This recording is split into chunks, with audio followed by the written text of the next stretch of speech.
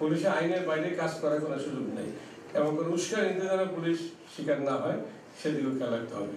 পৃথক হত্যা মামলায় পুলিশের সাবেক মহাপরিদর্শক চৌধুরী আব্দুল্লাহ আল মামুন ও AKM শহীদুল হককে রিমান্ডে নিয়ে জিজ্ঞাসাবাদের অনুমতি দিয়েছেন আদালত। 250-টিরও বেশি ডিজাইন অপশন নিয়ে ওয়ালটন স্মার্ট ফ্রিজ, বোঝে আপনার প্রয়োজন। রাজধানীর মোহাম্মদপুরের মুদি দোকানি আবু সাইদ হত্যা মামলায় চৌধুরী আব্দুল্লাহ আল মামুনের 8 দিনের রিমান্ড মঞ্জুর করা হয়। অন্যদিকে রাজধানীর নিউ মার্কেটের ব্যবসায়ী আব্দুল ওয়াদুদ হত্যা মামলায় শহীদুল হকের 7 দিনের রিমান্ড মঞ্জুর করা হয়। সাম্প্রতিক ইতিহাসে এই প্রথম পুলিশ মহাপরিদর্শক পদমর্যাদার কোনো ব্যক্তিকে গ্রেপ্তার করা হয়েছে। আব্দুল্লাহ আল মামুন আইজিপি ছিলেন 30 সেপ্টেম্বর 2022 থেকে 6 আগস্ট 2024 পর্যন্ত।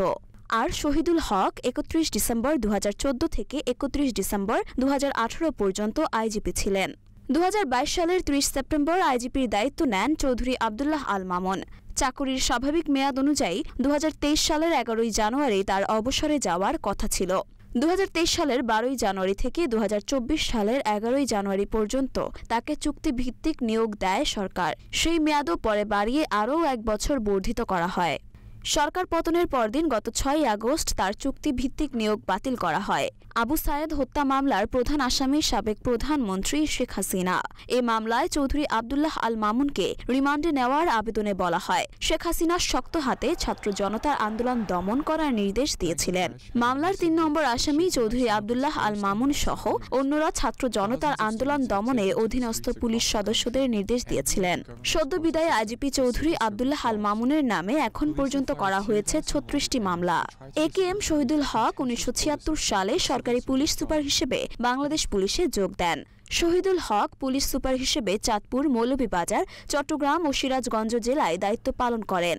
ডিআইজি হিসেবে পুলিশ হেডকোয়ার্টার্স, রাজশাহী রেঞ্জ এবং চট্টগ্রাম রেঞ্জের কার্যভার পালন করেন। তিনি ঢাকা মেট্রোপলিটন পুলিশের একজন পুলিশ কমিশনার হিসেবেও দায়িত্ব পালন করা ছাড়াও পুলিশের বিভিন্ন গুরুত্বপূর্ণ পদে অধিষ্ঠ ছিলেন।